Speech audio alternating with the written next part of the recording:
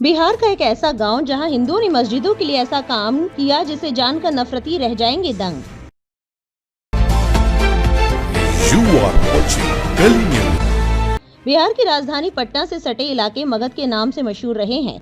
इस इलाके की एक खास बात यह भी है कि यहाँ कई जगहों पर मुसलमानों की आबादी नहीं है, लेकिन अब भी मस्जिदें मौजूद हैं और वहाँ हर दिन अजान भी दी जाती है।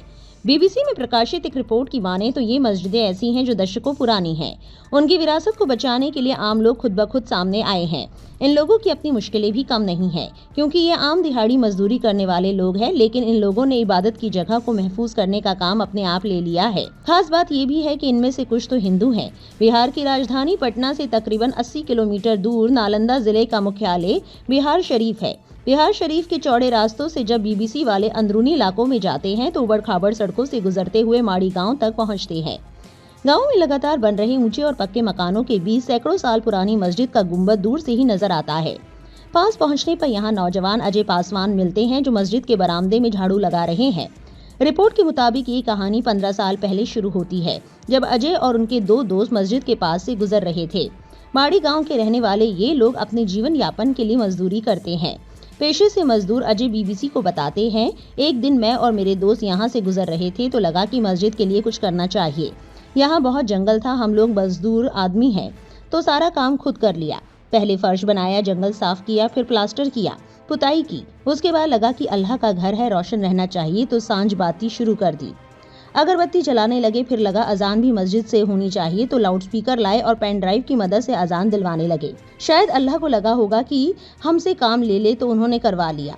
हम लोगों ने सारा काम अपने खर्च पर किया। माड़ी गांव में अब कोई मुस्लिम परिवार नहीं रहता। भारत पाकिस्तान विभाजन के दंगों के समय मुस्लिम इस गाँव से धीरे धीरे चले गए। ये मस्जिद कितनी पुरानी है इसका कोई ठोस जवाब नहीं मिलता, लेकिन माड़ी गाँव के लोगों के मुताबिक ये मस्जिद 200 साल पुरानी है। इस मस्जिद के पास एक मजार भी है जहां गांव के लोग शुभ काम शुरू करने से पहले आते हैं। मस्जिद के ठीक बगल में कुसुम देवी रहती है। वो कहती है इस गांव में कोई मुसलमान नहीं रहता, लेकिन इसका ये मतलब तो नहीं कि मस्जिद ऐसे ही रहेगी। हम सब लोग यहाँ काम करते हैं। कोई भी शुभ काम हो तो देवी स्थान पर जाने से पहले यहीं गोड़ लगा जाता है। उसके बाद देवी स्थान जाकर लोग पूजा करते हैं और शादी विवाह होता है।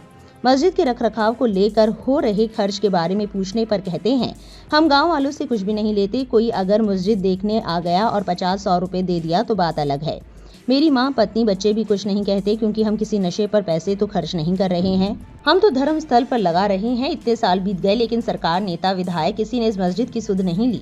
हमने भी ठान लिया है कि जब तक जिंदा रहेंगे तब तक मस्जिद का काम करेंगे। हम लोगों में एक दूसरे के धर्म के सम्मान करने की परंपरा रही है। राजनीतिक वजह से हाल के सालों में उसको धक्का लगा है, लेकिन अब भी हमारे भीतर एक दूसरे धर्म और धार्मिक स्थलों का आदर करने और सहेजने का गुण है। आपकी इस मामले को लेकर क्या राय है, कमेंट में जरूर बताएं और ऐसी और खबरों के लिए गली न्यूज को सब्सक्राइब करना ना भूलें।